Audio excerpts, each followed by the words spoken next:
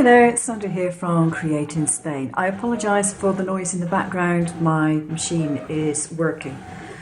So today's project is a card version of the wooden house that I made. A lot of people liked that and I decided I would do a card version for you because I recognise not everyone's got a CNC. So the first thing that you need to know about this is I've given you a print file in here as well. This print is for bricks. Now this one I've done in a light brown colour, which I think is better. I did have, oh, it's on the back of another one. I did have it done in black and I didn't like it. I thought it looked too childish. So this is one of the front panels and I've cut it out in a relatively thin card. The reason for this is because I'm using a liner. Because I recognise that if I'm going to put lights in the house and I'm going to have white card, whatever I do, light is going to shine through the actual building, and that's definitely not an effect that I want. So I'm going to put a dark liner behind this before I assemble. The other thing that I have done is I have given you a file which is for the roof, which I would think is probably best cut either from grey or red card, and I've left embossing lines in it, which you can emboss either with an embossing tool if that's what you have for your machine, or failing that, an empty biro will do quite well just on a drawing setting. If you don't want to do that, you can of course put a pen in and draw it instead, but that is what I've put in the file. I mentioned that I was actually lining these pieces, so this is the lining piece that I've cut out. Now, I have to confess that what I should have done is made it ever so slightly smaller than the baselines. I didn't, but it's easy enough. I just used a paper trimmer and literally took shavings off of the edge. You get that nicely stuck on. I'm not going to show you me doing that because it's boring. Now I've got all my reinforcements on. For some strange reason, and I don't understand why, some of them are very slightly out, which considering I copied the file and pasted it and just took pieces out of it, I'm not quite sure why. Something must have got moved very slightly. And I've got a little bit of a shadow on that one there. However, am I bothered about that? Actually, not really, because they're not going to show. At the end of the day, it won't be seen. Right, while my window's being cut, this is a piece that makes up one of the dormers, and again I needed to line it. This time I needed to line it not because of light going through it, because it probably won't, because it's going to go on top of the roof which won't have any light hopefully streaming through it, but it's just to make it a little stronger and a little more substantial. So I didn't bother doing another file for this, I've just trimmed off the pieces that are tabs, and that way I should be able to just stick that on there in place. Might have to trim a little bit more off of there and just have it as a backing for my piece, just to make it that much stronger. Because these windows are transparent and get lost very easily, I'm keeping them on the mat until I actually use them. So it's pretty easy, just a little bit of glue. You don't need masses of it, okay? Just a little bit. And then pop your window on the top. One tip when using a glue gun is to put the item that you're going to glue closest to the gun. Don't try and trail it over the top of the surface because the chances are you'll end up with strings absolutely everywhere if you do that. I've got all my windows in. Now one thing I would say is that unless you have a mini glue gun, it's really going to be very difficult to go around these things without making a complete mess because the glue generally comes out too fast. This one is a cooler melt and doesn't come out anywhere near as fast as most of the other guns I've got. I do have several. So you'll notice that the door is actually folded. We've got the windows in. Now is the time to put coloured paper behind if you want to. Now what I'm using is vegetable paper. It's a coloured paper. It's like a parchment, but it's actually tinted in various colours, and I've got some yellow, I've got blue, I've got pink. So I'm going to have a look and see what I want to put on those. I cut a piece to line my roof, and I think I used it for something else because it was just a plain rectangle. So I've got to cut myself another piece. I'm going to line the roof because if you put lights inside, even with a red card, chances are it might well show through. I've cut myself another lining paper. I folded my roof in half. The score line is in there. And I don't know if you can see the pattern on the roof, but it does have a slight pattern scored into it. So this is simply going to be put inside of here, just as I said, to keep the light from shining out. But you want to do it in the folded position because otherwise you'll find it just doesn't work quite the same. So put glue on one side, put one side in, and then do the other. Now the secret to using glue is not to use too much of it. So I actually drag the nib of my glue over the card, and that stops it from just dripping out and makes it easier to control. Right, there we are, press that in, that's fine. And then I can do the same for this side.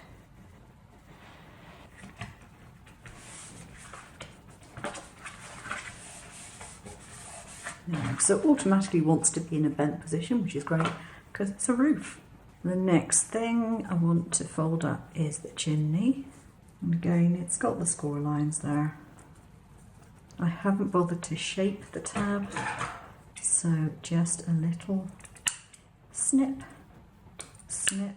In fact, I'll cut a little bit of that off. A little bit too much glue there, so I'll just wipe it off with my little finger. And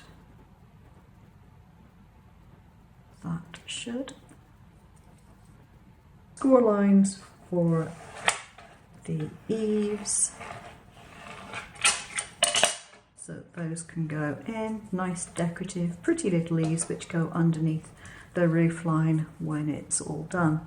Just going to fold these as they need to be folded.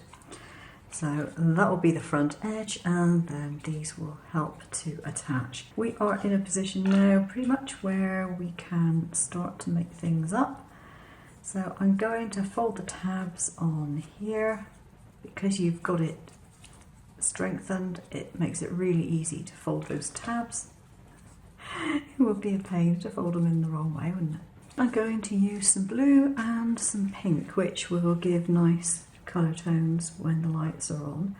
And this time I'm going to be using my silicone glue. And it's easier to use than the hot glue, but when I'm making a video, sometimes I need the speed of the hot glue gun. And I'll be giving that plenty of time to dry off. So you can see what the effect is there. It's just a very nice gentle colour. It stops the house looking really sort of empty and just gives it a nice glow. I hadn't folded it correctly and therefore you couldn't see the arch on, or the apex at the top. That's why I was having difficulty with that. I did think to myself, how did I manage to muck that up? Right, okay, I hadn't worked it up. You've got all these little flaps that fold back, and you have a roof that goes over the top like that. And then that is going to stick on to the actual roof itself. I don't want to do that until I have the roof in place because it makes it easier when you know what the angles are. One thing I do need to do, which I haven't done yet, is put the glazing into the dormer windows.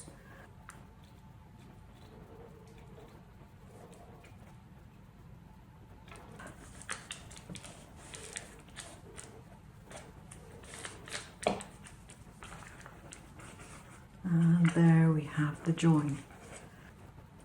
Make sure I've got the level. Now when you get it in this state, you can just put it flat and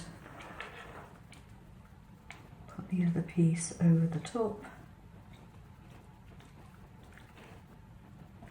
And it should be relatively easy to make sure it's lined up. If I put the glue on here,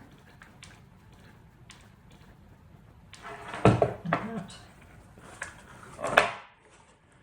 and line that up with the edge.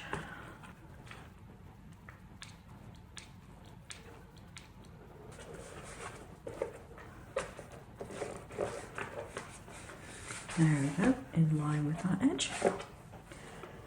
And then a little more glue. There we are. And my roof is on. So that was relatively easy. Sometimes it can be hard getting the roofs on, and you know, it can be difficult to get them on evenly, but that was an easier way of doing it. And it just happened that I cut my lining paper or card at the right size in order to be able to do that. My chimney fits perfectly. Oh, that's wonderful. And for that, I'm actually going to be using the wood glue. I don't want to do it with hot glue because I know it's just going to make a mess everywhere. So let's pop that on there and press down.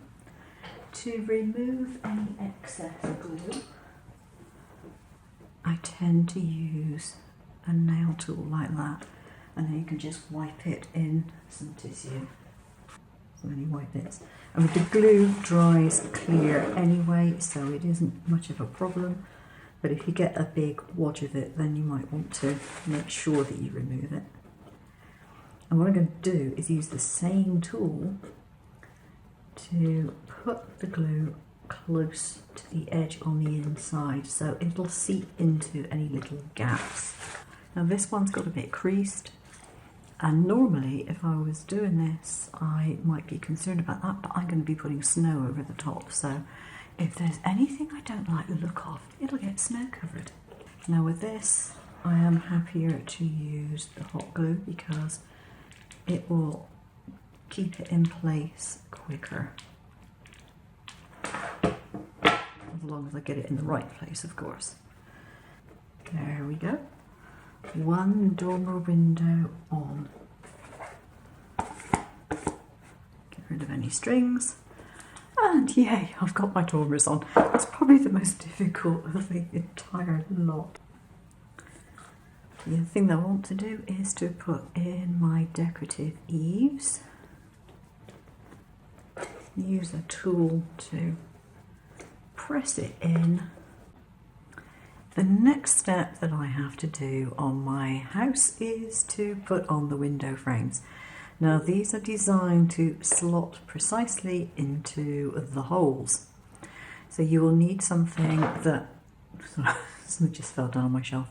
You will need something that is capable of gluing onto the acetate. So I will use my silicone glue for that. Once you've cut out all the windows, you will have lots of these squares which you can stack together, and I've stacked about half a dozen, and I have glued them together, and then I've just glued them into the corners. Now that definitely helps. The other thing I did was I took, I think you can just about see it there. I took some strips of card, folded them in half. They're about 1.5 centimetres, so about 3 centimetres wide, and approximately the same width as the house. And I stuck that down in between the windows, and the reason for that is because it just gives, again, a little more rigidity to the structure, which I think is nice to have.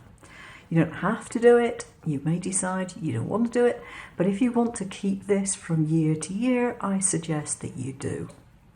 Now you don't have to wait until you've got it all made to do that. You can do that while it's still flat. I've also got my door, which is going to go on here, and at some point later on I'm going to be doing some printing cuts to do a little bit of extra decoration. Now so far my thoughts on this is, the one thing I don't like about it that much is actually having a white house, and maybe I should have done it with a coloured card and put the print on top of a colour. Nothing to stop me from going in with alcohol markers if I wanted to, but I really can't be bothered. But, you know, it just depends on your preference. And I do think actually that this would look really nice if it was made in dark brown as a gingerbread house, and then all the decorations done in red and white. So I've now got all my window frames and my door on and my door archway. Now please make sure when you put the door archway on, you make sure that the door itself is going inwards because it has a step built in. So you do not want it the other way around because it won't close properly. And I think it's nice just to have it ever so slightly ajar so that you can see a little bit of light coming out the door. It makes it quite welcoming. So I ended up changing the glue that I was using for the window frames because the silicone glue, great though it is really stringy and it's quite difficult to apply on something that small. So I swapped over to Eileen's Tack It Over and Over. Now, a nice tip for you, this thing here was a child glitter glue pen type thing. And this is what I put my Tack It Over and Over in. And the reason I do that is because it has a really nice fine nib. It's a plastic nib, it doesn't get bunged up in the same way that the metal tubes do. Now you have to be careful because some of them have much thicker nozzles than that. Some of them I've got a wider nozzle and some have got a thin one. But the glitter glues themselves were really cheap to buy, and it's a lot cheaper to buy a set of something like 12 of these than it is to buy some of the plastic bottles specifically made for glue. So I think that is pretty much it for the house structure, and it is now going to be just a case of doing some extra decoration. I'm going to be putting a lot of fake snow on, and one of the things that you can do with putting fake snow on, you can use a texture paste to give it some bulk first of all and then add the snow on afterwards, or you can just go with glue and add the snow. I will warn you, if you're using the stuff, and I've got the stuff which is loose like this, it's like a very fine fluff. It goes everywhere. You can also add some white glitter to it to make it sparkly if you want to do that, or you can just dust it with a bit of sparkle as you're working. But once you've added the snow to this, it really does tend to start looking quite Christmassy. I've added the wreath to the front door. I've actually put a Christmas tree behind this window. I've put a cat in a Christmas hat behind that one. I've put a little candy cane, I couldn't think of what they were for a minute, and I've put a gingerbread man somewhere behind one of those windows.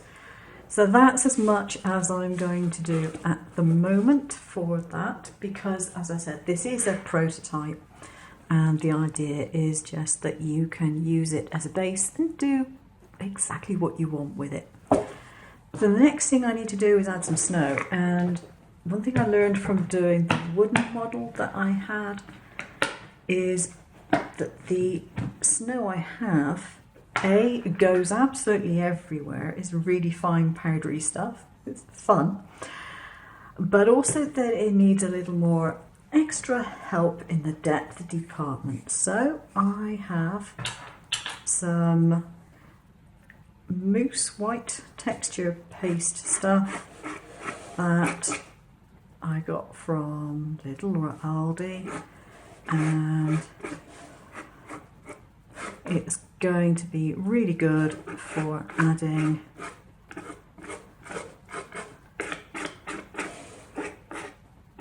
some snowy effects. And now I'm going to get a spoon and I'm going to dump loads of this snow over the top, and hopefully it's going to stick. It should do, because it should still be quite wet. It usually takes a few minutes for this stuff to dry, so it should, in theory, hang on to some of this quite happily. Reminds me a bit of desiccated coconut. Have this on And let's see what I've ended up with. Well, that's not bad. That's quite snowy. I'm quite happy with that. It's not too regulated. One thing I really don't like is when it looks like it's painted on really, really carefully and it just doesn't look natural at all. So I'm going to do the back now. Quite happy if it sticks up in clumps because that's what snow does. I will be adding more, but this is just to get the roof done. And the good thing about this stuff is because texture paste has got water in it, which tends to make your card ripple, but because it's going to soak into this stuff, hopefully it won't do that.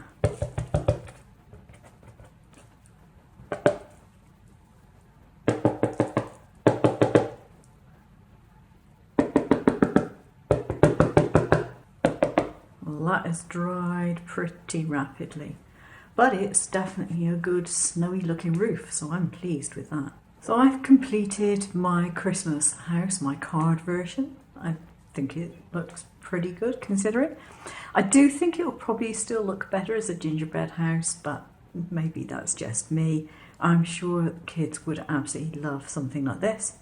And you can just use a few little battery lights and put those underneath to give it a nice glow. There we go. You can see you get a really nice coloured effect with that nice vegetable paper behind the windows. So the other thing that you might want to have on hand if you do this project is a lint roller to pick up the extra bits of snow that end up flying around, because they do fly around.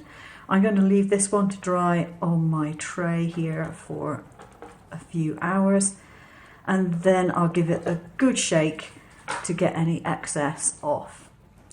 But yeah, it's got plenty of snow on it. I shall certainly enjoy seeing that, I think, on the mantelpiece. Or actually, we haven't got a mantelpiece. I'm going to have to think about somewhere to put it. We should be able to find a spot for it somewhere.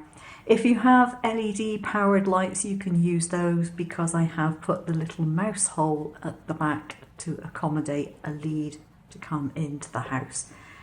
But you don't need very many lights. I did the wooden one and it had 50 lights in it, and I had to dim those considerably by hiding them behind things to soften the look somewhat. But I think that's quite good. I'm happy with the result. Now I am giving you the file. It is in two formats, SVG and FCM format. The print and cuts you can find for yourself. If you go on Pixabay, you'll find lots of things for wreaths and gingerbread men and all sorts of weird and wonderfuls. So I'll let you sort out your own decoration, but I think that's come out fairly well. And if you pack it away carefully, it will last from year to year. So there we go. Hope you enjoy it. I will see you again soon. Take care now. Bye bye.